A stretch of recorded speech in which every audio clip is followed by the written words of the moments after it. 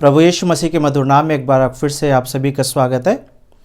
और आइए हम आज के वचन को देखेंगे जो मरकुस की किताब उसके 12वें अध्याय से लिया जा रहा है। अगर आप पहली बार हमारे सरमन पर जुड़ रहे हैं तो मैं आपको बताना चाहता हूं कि अगर आप YouTube के इस चैनल पर जाएंगे तो आप देखेंगे कि मरकुस की किताब के चैप्टर 1 से लेके एक एक चैप्टर के ऊपर मैंने प्रीचिंग करी है। और मेरी इच्छा यही है कि पूरा ये सुसमाचार की मरकुस की जो किताब है इसमें से हर एक वर्ड्स के ऊपर, हर एक चैप्टर के ऊपर सुसमाचार प्रचार किया जा सके, so that as we have the 4 gospels we may understand one of the gospel, and if we understand this gospel we can understand the other gospels. So have a look on the YouTube, and if you have not subscribed, please subscribe my channel, and I will also encourage you to please forward this message to others also, क्योंकि जब आपको किसी चीज़ से blessing मिल रही है तो ये ज़रूरी है कि उसको हम दूसरों को भी फॉरवर्ड करें ताकि जो ब्लेसिंग्स हमें मिली है वो दूसरों को भी मिल सके। और जैसे कि हम अभी तक चैप्टर 1 से लेके चैप्टर 12 की पहली 12 आयतों तक हम देख चुके हैं। We started this series in the month of January and now we are in December and hopefully another 2-3 months and we will be finishing this book. और जैसे कि पिछले हफ्ते हमें देख रहे थे कि जो हमारा टॉपिक था वो यही था, rejection, how to overcome rejection. बहिष्कार जब किया जाता है तो उसके ऊपर कैसे विजय प्राप्त करें। और from the day one when Jesus started his ministry हम यही चीज़ देखते आ रहे हैं कि Jesus was never accepted by the Pharisees and by the religious leaders. एक आम व्यक्ति तो प्रभु यीशु मसीह के पास आ रहा है, प्रभु यीशु मसीह को फॉलो कर रहा है, लेकिन जो धर्म गुरु हैं वो लोग यीशु मसीह को किसी भी तरीके से एक्सेप्ट नहीं कर रहे हैं। और इसलिए जब भी वो यीशु मसीह के पास आ रहे हैं they are coming with the question. And last Sunday we were looking that they were asking so many questions because Jesus has cleansed the temple, he has stopped the business, और जो भी कुछ वहाँ पे टेम्पल के area में चल रहा था यीशु मसीह ने उन सबको रिजेक्ट कर दिया, उन सबको वहाँ से हटा दिया। और फिर हम देख रहे हैं तब से जब से यीशु मसीह यरूशलेम में आए हैं, because this is the last week of Jesus on the earth, then every day Jesus was asked the questions. कोई ना कोई उनके सामने आ रहा है, उनसे सवाल पूछ रहा है, और सिर्फ रीज़न यही है सवाल पूछने का कि किसी ना किसी तरीके से दीज क्वेश्चंस में become the trap for Jesus, कि कुछ ऐसा जवाब दें यीशु जिसके जवाब देने के द्वारा यीशु मसीह जो है वो या तो रोम के नियम का उल्लंघन करेंगे या फिर यहूदियों के नियमों का उल्लंघन करेंगे। और दोनों में से कोई भी ऐसा होता है, then for them, for the Pharisees and for the Herodians and for the Romans it is easy to arrest Jesus. लेकिन हम जानते हैं कि यीशु ने अभी तक कोई भी ऐसा मौका नहीं दिया कि यीशु को अरेस्ट किया जाए। और आज का जो टॉपिक है उसको हम देखेंगे Mark chapter 12 and we will see from verses 13 to verses 17। 13 से 17 तक देखेंगे मरकुस 12 को। और यहाँ पर भी कुछ ऐसे ही है कि कुछ लोग आए हैं और यीशु से सवाल पूछ रहे हैं। नेक्स्ट संडे भी हम यही देखेंगे कि कुछ लोग आएंगे और यीशु मसीह से सवाल पूछेंगे। So again and again it looks like a interrogation, कि जैसे कि मान लीजिए कि इंट्रोगेशन की जा रही है, जांच पड़ताल की जा रही है और बहुत सारी बातों के ऊपर सवाल जवाब चल रहा है। लेकिन इन सब के बावजूद भी we don't see that Jesus is losing his peace, he is not losing his patience, but he is giving answers. और हम प्रभु यीशु मसीह की लीडरशिप से हम ये सीख सकते हैं कि किस तरीके से हमें ऑपोजिशन को फेस करना है। तो आइए मिलकर प्रार्थना करें और आज के वचन में चलें और प्रार्थना यही करें कि प्रभु जब मैं आपके वचन को सुनने के लिए बैठा हूँ तो प्रभु आप मेरे जीवन में वो बदलाव लाएं, प्रभु जी वो बातें लाएं जो मेरे जीवन में अभी तक नहीं है। और मदद करें प्रभु कि जब मैं इस तरीके से वचनों को सुनता हूँ और सीखता हूँ तो ये मेरे तक सीमित ना रहे बल्कि मेरे द्वारा दूसरों तक पहुँच सके। आइए प्रार्थना करें। प्रभु मैं धन्यवाद देता हूँ एक बार फिर से आज के दिन के लिए, जबकि प्रभु आज के दिन मैं और जो लोग सुन रहे हैं हम सब तैयार हैं यहाँ पे प्रभु कि आपके वचनों को सुन सकें। प्रभु मदद करें ताकि सुनने वाले इस तरीके से सुने प्रभु, ताकि वो सुन के दूसरों के जीवन में भी आशीष का कारण बन सकें। जब वो दूसरों को सिखाएं या दूसरों को बताएं इस संदेश के बारे में तो प्रभु औरों के जीवन में भी आशीष आ सके। यीशु मसीह के नाम से इस प्रार्थना को मांगते हैं, आमीन। तो यहाँ पे इस तरीके से लिखा हुआ है, मैं 13वीं आयत से पढ़ रहा हूँ, Mark chapter 12 and today we will see from verse 13 onwards. तब उन्होंने उसे बातों में फंसाने के लिए कुछ फरीसियों और सदूकियों को, हेरोदियों को उसके पास भेजा। तो पहला हम देख रहे थे last Sunday when Jesus was addressed with the question he give the answer, और वहां पे हमने देखा था that Jesus told them a parable and it was a famous parable from the book of आइजाया chapter 5। और इसलिए ये पैराबल को इंटरप्रिटेशन की ज़रूरत नहीं थी, क्योंकि फरीसियों को ये पता चल गया था कि यीशु जो पैराबल सुना रहे हैं, जो दृष्टांत सुना रहे हैं, इसके माध्यम से वो उन्हीं को संदेश दे रहे थे। So they could not do anything against Jesus. लेकिन अभी क्या है, they are playing another game. वो कुछ लोगों को भेज रहे हैं जो यीशु मसीह से सवाल जवाब करेंगे, and they are very cunning, very smart. Like they want to bring a question which either you say yes or no. जो भी आंसर आप देंगे, अगर आप नो बोलेंगे इस क्वेश्चन के आंसर को, then you are arrested, then you are violating one of the law. If you say no, then again you are violating the law.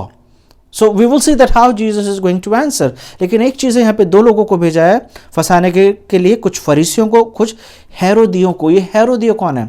Herodians were the Jewish people, but they were not the religious people.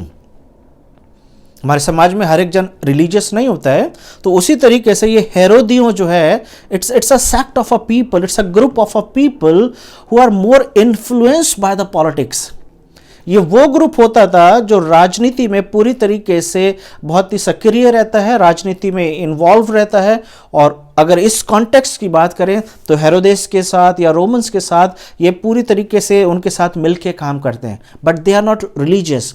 So we see two kind of people came, one the religious group and one the non religious group. फरीसी जो है वो religious group है, और हेरोदियो जो है वो non religious group है।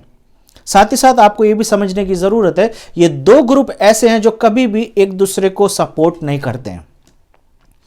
फरीसी they never like the Herodians, and Herodians they never go well with the Pharisees. लेकिन इस पैसेज में ये दोनों एक साथ आ रहे हैं, which shows that they both have the common enemy. हेरोदियों के लिए भी जो कॉमन एनिमी है, जो एक आम, जो उनका दुश्मन है, जो उनका विरोधी है, वो यीशु है। और फरीसियों का तो हम डे 1 से देखते हुए आ रहे हैं कि उनका भी जो सबसे बड़ा प्रॉब्लमेटिक पर्सन है वो जीसस है। और इसलिए डे 1 से हमें देख रहे हैं कि यीशु के हर मिनिस्ट्री के ऊपर, हर काम के ऊपर वो लोग क्वेश्चन उठा रहे हैं।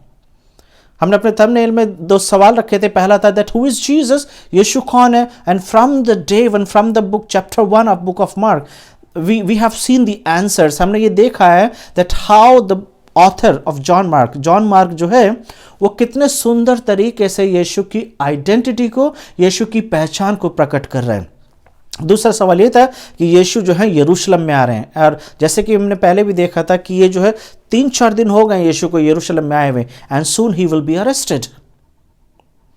और इसलिए धीरे धीरे जो दुश्मन है वो सारे एक होते जा रहे हैं। So we can see all the wolf they are coming together. ये भले अलग अलग ग्रुप्स में जरूर रहे होंगे, but now they have made a one group and together they are attacking Jesus. और आकर उन्होंने क्या पूछा? 14वीं वर्ष में उन्होंने आकर उससे पूछा, हे गुरु, हम जानते हैं कि तू सच्चा है और किसी की परवाह नहीं करता है, क्योंकि तू मनुष्यों का मुंह देखकर बातें नहीं करता, परंतु परमेश्वर का मार्ग सच्चाई से बताता है। तो क्या कैसर को कर देना उचित है या नहीं है? Paying tax, do you pay tax? आप टैक्स देते हैं क्या? और टैक्स देना क्या उचित है? Should we give tax? This is the title of my sermon. तो क्या हमें टैक्स देना चाहिए? व्हाट बाइबल से अबाउट टैक्स, पेइंग टैक्स? अब ये एक सवाल एक ऐसा है जिसमें 2 ग्रुप्स आए हैं। हेरोडियंस, अगर यीशु बोलते हैं कि हम फरीसी लोग हैं और हमें टैक्स नहीं देना चाहिए, तो ये जो हेरोडियंस है, ये लोग जो है ये पॉलिटिकल ग्रुप्स हैं, ये पॉलिटिक्स की तरफ से आए हुए लोग हैं। तो इसका मतलब ये है that Jesus would be arrested against the treason. अपने देश के प्रति गद्दारी करने के आरोप में यीशु को अरेस्ट किया जा सकता है, क्योंकि यीशु अपने खुद भी टैक्स नहीं दे रहे हैं और अपने लोगों को टैक्स न देने के बारे में वो उकसा रहे हैं। और अगर यीशु बोलते हैं that yes we should give tax, then somewhere the Jewish people, the religious people, they somewhere will hate Jesus. क्यों? क्योंकि अगर यीशु बोलते हैं कि टैक्स देना चाहिए, तो यीशु के जितने फॉलोवर्स हैं वो सारे फॉलोअर्स ज़्यादातर बहुत ही लोअर बैकग्राउंड से आते हैं। They come from the low income background, they were not the very rich people, बहुत कम थे जो धनी व्यक्ति थे, वरना ज्यादातर तो डेली वेजेस वाले थे। और टैक्स है क्या, पहले हमें इस चीज को भी समझना पड़ेगा। What is tax in this context? जिस वक्त यीशु गलील में और यरूशलेम में और इन जगहों पे जब वो घूम फिर के मिनिस्ट्री कर रहे हैं, this was the time that the Jewish were the captive in the Romans. रोमियों के द्वारा, रोमन शासन के द्वारा यहूदी समाज जो है अभी वो गुलामी में है। और क्योंकि वो गुलामी में है, तो उस समय में, राजाओं के समय में, गुलाम जो होते थे, गुलाम राज्य जो होते थे, दे यूज्ड टू पे ट्रिब्यूट। उनको हर एक नागरिक के ऊपर कुछ ना कुछ ऐसा ऋण होता था, कुछ ना कुछ ऐसा मनी होता था जो राजा को देना जरूरी होता था, जो टैक्स के रूप में दिया जाता था। So every citizen of Jewish, जितने भी ये जूइश पीपल हैं, यहूदी लोग हैं, इन सब को राजा को टैक्स देना जरूरी है, क्योंकि ये गुलामी की अवस्था में है। और यहां पर वो अगर यीशु मसीह बोलते हैं कि हां राजा को टैक्स देना उचित है, तो ये जितने भी गरीब फॉलोअर्स हैं यीशु मसीह के, वो शायद यीशु मसीह से नफरत करने लगेंगे और यीशु मसीह को छोड़ के चले जाएंगे।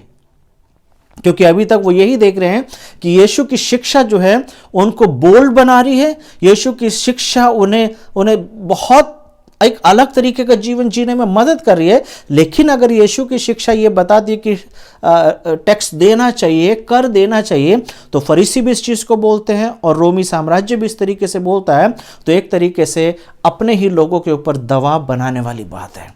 सो हाउ टू गिव आंसर?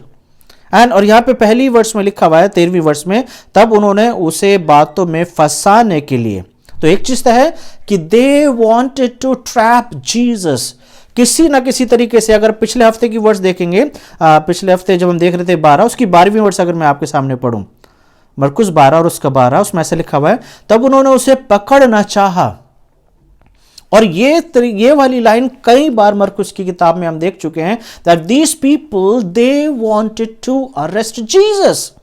और हर बार उनका ये अटेम्प्ट जो है फेल होता चला जा रहा है, क्योंकि भीड़ यीशु मसीह के पास होती थी, और वो जो भीड़ थी वो इतनी बड़ी थी कि दे वर क्राइस्ट लवर्स, वो यीशु को फॉलो कर रहे हैं, एंड दे लव जीसस, क्योंकि उन्होंने यीशु के द्वारा उन कामों को देखा है जो अपने आप में इम्पॉसिबल थे।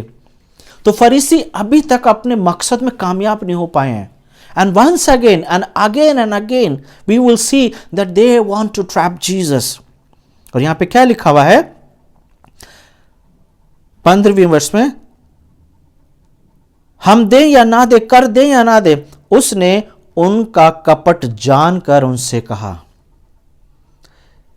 यीशु मसीह ने उनके मन की बातों को जान लिया है। Jesus knows that what is going on in their heart. He knows the reason behind the question.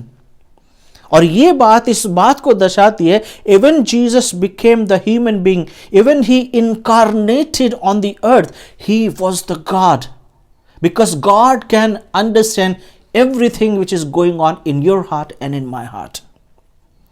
परमेश्वर से कोई भी चीज छुप नहीं सकती है। यीशु से बातचीत तो किसी और चीज की जा रही है, लेकिन यीशु को पता है कि इनके मन में क्या चल रहा है।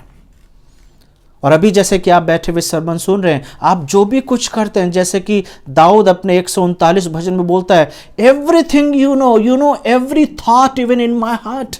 जो मेरे मन में जो विचार आते हैं, प्रभु आप उन्हें भी जानते हो। And here we can see that Jesus knows the intention behind the question, कि इस सवाल के पीछे उद्देश्य क्या है। He knows everything. तो इससे पहले हम आगे बढ़े, एक सवाल मैं आपसे पूछना चाहता हूं, what is going on in your heart right now? क्या चीज ऐसी जो चल रही है, क्योंकि परमेश्वर से कोई भी चीज नहीं छुपी है। Are you able to give undivided attention to God? क्या आप परमेश्वर की उपस्थिति में जब बैठते हैं तो अपने मन को पूरी तरीके से प्रार्थना में प्रभु यीशु मसीह के साथ लगाते हैं, या उस वक्त भी कुछ और चल रहा होता है? क्योंकि बाइबल इस बात को बताती है कि परमेश्वर बोले कि होठों से तो तुम मेरा आदर करते हो, लेकिन मन से तुम मेरे बैरी हो। You worship me from your lips but you are far away from your heart. And God is more interested in your heart rather than in your words. परमेश्वर हमारे शब्दों से ज़्यादा हमारे दिल में होने वाली गतिविधियों के बारे में ज़्यादा चिंतित है. Because He wants to know whether in my heart I think about Him or I think about something else. यहाँ पे ऐसे लिखा हुआ है, जानकर उनसे कहा, मुझे क्यों परखते हो? This is a direct confrontation. Jesus says, I know what you want to know. I know what you are doing. आप क्या कर रहे हो मुझे पता है, मुझे क्यों परख रहे हो? और जब यीशु का 40 दिनों का जब उपवास था तो वहां पर भी यीशु ने शैतान को बोला था कि तू अपने प्रभु परमेश्वर की परीक्षा न ले. You can't win. Don't try to test God. And again बार बार हम इस चीज को देख रहे हैं. In fact we will see again, आगे भी हम कुछ 3-4 और संडे तक हम इन चीजों को देखेंगे हफ्ते में, कि लोग आ रहे हैं बार बार और उनका क्वेश्चन पूछने का रीजन सिर्फ यही है, they want to test Jesus. क्या मिलेगा टेस्ट करके? यीशु तो पहले से सारी बातें जानते हैं. उसने बोला 1 दिनार मेरे पास लाओ कि मैं उसे देखूं. Jesus is playing very smart game. ऐसा लगता है कि यीशु हाँ बोलेंगे तो भी पकड़े जाएंगे और ना बोलेंगे तो भी पकड़े जाएंगे, लेकिन उन्हें नहीं पता है कि यीशु के पास एक तीसरा ऑप्शन भी है. कई बार आप और मैं ऐसी सिचुएशन में आ जाते हैं जहां पर हमें ऐसा लगता है कि आगे कुआं और पीछे खाई है, कहाँ जाएं. But now we need to learn from Jesus that he has another option. He has third option. और वो थर्ड ऑप्शन क्या है? यीशु ने 1 दिनार मंगाया और उसे वे ले आए. और 16वीं वर्ष पढ़ रहा हूं. और उसने उनसे कहा, यह छाप और नाम किसका है? So basically is asking what image is this on this coin. इस सिक्के के ऊपर किसकी इमेज बनी हुई है? इस सिक्के के ऊपर किसका नाम लिखा हुआ है? उन्होंने कहा कैसर का. यीशु ने उनसे कहा, जो कैसर का है वो कैसर को दे दो. As simple as that. जो कैसर का है वो कैसर को दे दो और जो परमेश्वर का है वो परमेश्वर को दे दो. और वहां पे लिखा हुआ है, तब वे उस पर बहुत अचंभा करने लगे. सो पहली चीज, जब उन्होंने सवाल पूछा और उनके दिमाग में ये शायद आइडिया भी नहीं होगा कि यीशु का आंसर इस तरीके से आने वाला है, जो कैसर का है वो कैसर का दे दो. What belongs to Caesar? So basically you Jewish people, you are in the bondage, you are in the captivity. So that means you have to pay the tribute to the king. क्योंकि जो भी नागरिक जो भी गुलामी की अवस्था में होते हैं उन्हें राजा को ट्रिब्यूट देना है, राजा को संपत्ति देनी है. दूसरा, अगर टेक्स्ट की बात की जाए, अगर जर्नल कॉन्टेक्स्ट में बात की जाए तो यीशु मसीह बोल रहे हैं कि जैसे हम रोमन्स उसके 13वें अध्याय को पढ़ते हैं, you should study Romans chapter 13. वहां पर ऐसा लिखा हुआ है, follow the law of the land. जिस देश में तुम रहते हो उस देश के नियम कानूनों का पालन करना तुम्हारी जिम्मेदारी है. That is your righteousness, that you should follow the law of the land. और जिस देश में हम रहते हैं उसके नियम पालन करने में एक चीज जो आती है बहुत सारी बातों में, इसमें से एक बात यह है, then we should pay the tax. Jesus is not against paying the tax. वो ये बता रहे हैं कि टैक्स देना जरूरी होता है, कि this is the human standard, this is the human culture. ये एक सामाजिक नियम कानून है जो बनाए गए हैं. और यीशु यहाँ पे ये नहीं बोल रहे हैं कि हमें टैक्स देने की जरूरत नहीं. He saying give to the Caesar which belongs to the Caesar. और कैसर क्या क्या है? वो इमेज को देखकर बता रहे हैं. Jesus is more interested on the image rather than the text. So every time हम हर बार बार इस बात को देख रहे हैं कि यीशु से जब भी सवाल पूछा गया है, Jesus always give the answer in a very different way. एक ऐसे तरीके से जवाब दिया गया है जिसमें क्वेश्चन पूछने वाले को जवाब तो मिलता है, लेकिन साथ ही साथ उसके जीवन में एक बड़ा क्वेश्चन आता है जिसका जवाब उसे खुद देना है. It's a kind of rhetorical statement. एक ऐसा जवाब यीशु मसीह ने दिया है कि सुनने वाले को अपने बारे में सोचने की जरूरत है. उस सिक्के के ऊपर कैसर की इमेज बनी हुई है और जिसकी इमेज बनी हुई है ये उसके पास जाना जरूरी है. लेकिन उसका दूसरा भाग यीशु बोल रहे हैं, जो परमेश्वर का है वो परमेश्वर को दो. उन्होंने नहीं पूछा था कि परमेश्वर को क्या देना चाहिए और क्या नहीं देना चाहिए. They were interested only about the text, whether they should give or not. But Jesus is adding another thing in their question. अपने आंसर में यीशु ने एक चीज और जोड़ी है जिसके बारे में वो नहीं सोच रहे थे, और ये यीशु का एक तरीका है उनको सोचने के लिए, ताकि वो सोचे व्हाट दे आर डूइंग। तो जो कैसर का है वो कैसर का दे दो, और जो परमेश्वर का है वो परमेश्वर का दे दो। तो व्हाट बिलोंग्स टू गॉड। और जब हम उत्पत्ति उसके पहले अध्याय को पढ़ते हैं तो वहां पर परमेश्वर बोल रहे हैं, आओ हम मनुष्य को अपने स्वरूप में और अपनी समानता में रचें। We belongs to the Christ, we belongs to the God because we were created in the image and likeness of God. जब परमेश्वर ने उस पुतले को बनाया तो उसमें दम फूका, उसके अंदर प्राण डाले, उसके अंदर वो आत्मा डाला जो उस पुतले को जीवित करता है। That soul belongs to God. और यहां पर यीशु मसीह को बोल रहे हैं कि जो परमेश्वर का है वो परमेश्वर को दे दो। You are more interested, you are more thinking about the tax which you should pay, and I know that you will pay, but you are not thinking that you belongs to someone else. आपका पैसा जो है वो सरकार के लिए जाता है, लेकिन आप परमेश्वर के हो। You are free to give tax, but think about your life, to whom you belongs to. आप किसके पास जा रहे हैं, कहां पर आपकी सोल जाने वाली है।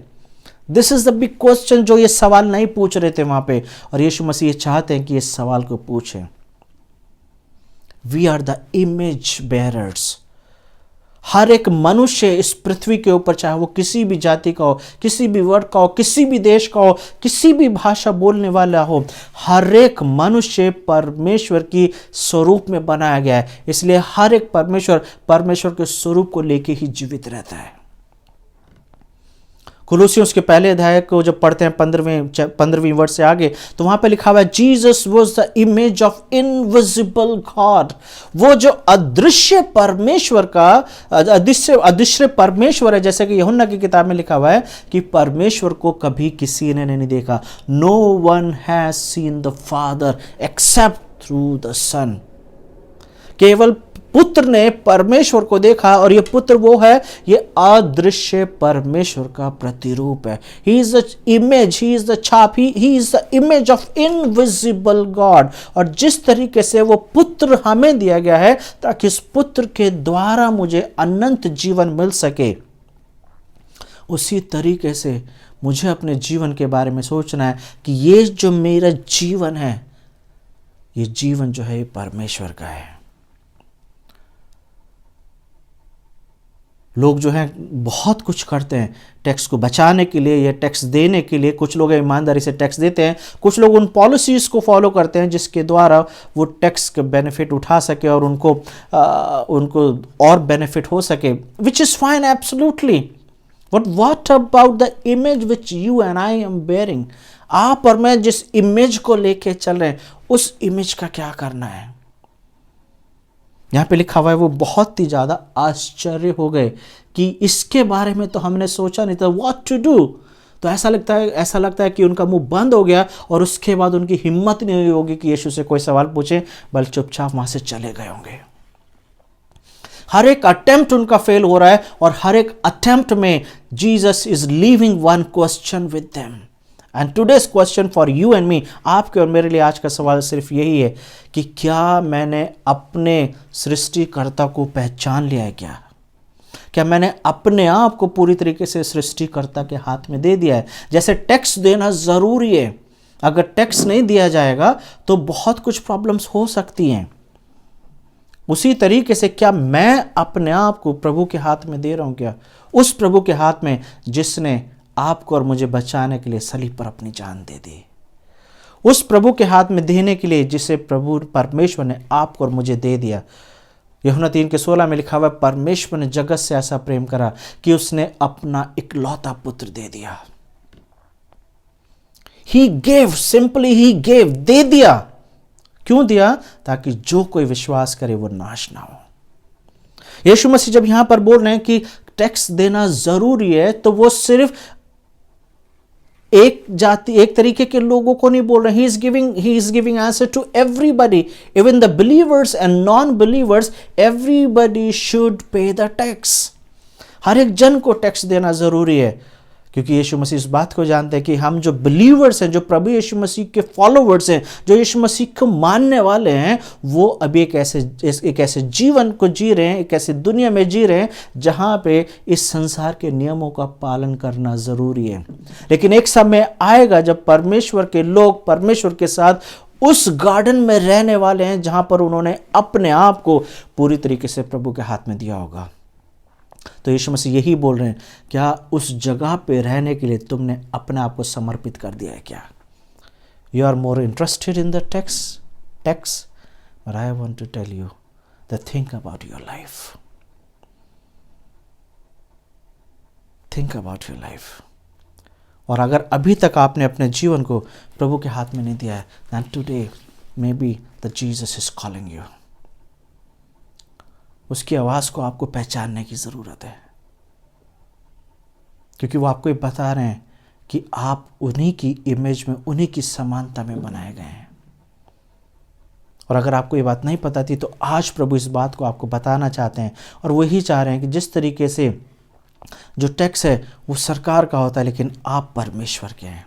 और ये वही परमेश्वर है जो आपसे बहुत प्यार करता है। ये वही परमेश्वर है जो आपको हर तरीके से क्षमा करने के लिए तैयार है। ये वही परमेश्वर है जो आपको गले लगाने के लिए तैयार है। ज़रूरत सिर्फ यही है कि मुझे अपने दिल के दरवाजे को खोलना है और मुझे प्रभु को बोलना है कि प्रभु यीशु मसीह, मैं आज इसी वक्त अपने आप को आपके हाथ में देता हूँ। क्योंकि हो सकता है कि आज ही मौका, कल ही मौका ना मिले। To think about your life and today is the day of salvation। आज आप मोक्ष प्राप्त कर सकते हैं, आज आप उद्धार प्राप्त कर सकते हैं। मेरे साथ ये प्रार्थना करिए और देखिए प्रभु आपके जीवन को बदलेंगे। प्रभु यीशु मसीह, मैं आपका धन्यवाद देता हूँ कि आज आपने मुझसे बातचीत करी और मुझे इस बात का एहसास कराया कि मैं आपके स्वरूप में बनाया गया हूँ। प्रभु, मैं अपने आप को पूरी तरीके से आपके हाथ में देता हूँ और यही प्रार्थना करता हूँ कि प्रभु मेरे दिल में आइए और मुझे ऐसा बनाइए ताकि प्रभु मेरा चलना, बैठना, बोलना, बातचीत करना, मेरा व्यवहार सब कुछ बदल जाए और मैं आपके जैसा बनता चला जाऊँ। धन्यवाद देता हूँ आज के वचन के लिए। यीशु मसीह के नाम से इस प्रार्थना को मांगता हूँ, आमीन। अगर आपने ये प्रार्थना मेरे साथ करी है तो आपको ये विश्वास करने की ज़रूरत है कि प्रभु आपके दिल में आ गए हैं। जहाँ कहीं भी आप हैं, आप किसी ऐसे व्यक्ति से मिलिए जो प्रभु यीशु मसीह को जानते हैं और देखिए, उनके साथ समय बिताइए। प्रभु आपके जीवन में आएंगे और एक ऐसा बदलाव आपके जीवन में होगा जो आपका परिवार, आपका समाज देखेगा। So may God bless you. Have a wonderful week.